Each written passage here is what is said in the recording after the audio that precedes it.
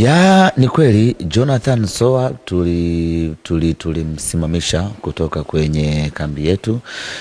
Mwezi wa 3 tulisafiri kwenda Dodoma, kwenda kucheza na Dodoma Jiji.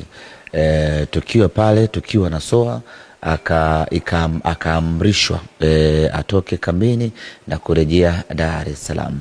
Na Soa alikuwa akituhumiwa kwa makosa kadha ya utovu wa nidhamu, ambayo ni malalamiko yaliyokuja kutoka kwenye benchi la ufundi.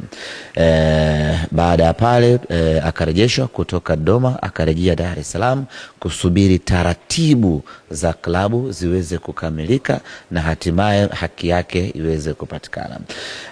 Baada pale akawa amepelekwa kwenye kamati ya nidhamu ya Simba Sports Club ambayo inaongozwa na mwenyekiti wake Kamanda Kova. Soa akaitwa mbele ya kamati, akasomewa mashtaka yake yote ambayo yanamkabili, na yapo ambayo amekiri na mengine akatoa maelezo.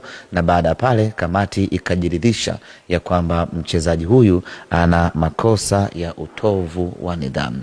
Baada ya kujiridhisha huko akapewa adhabu. Adhabu ya kwanza ni faini, na adhabu ya pili ameamrishwa aende akafanye mazoezi na timu yetu ya vijana chini ya umri wa miaka 20. Adhabu hii inaanza mara moja kuanzia hivi sasa, na atakuwa akifanya mazoezi na timu yetu ya vijana chini ya umri wa miaka 20, ikiwa ni kipindi cha matazamio kumwangalia kama kutakuwa kuna mabadiliko yoyote ndani yake kwenye upande wa nidhamu, basi adhabu yake hiyo itaisha na atarejea timu kubwa kuendelea na majukumu yake kama kawaida.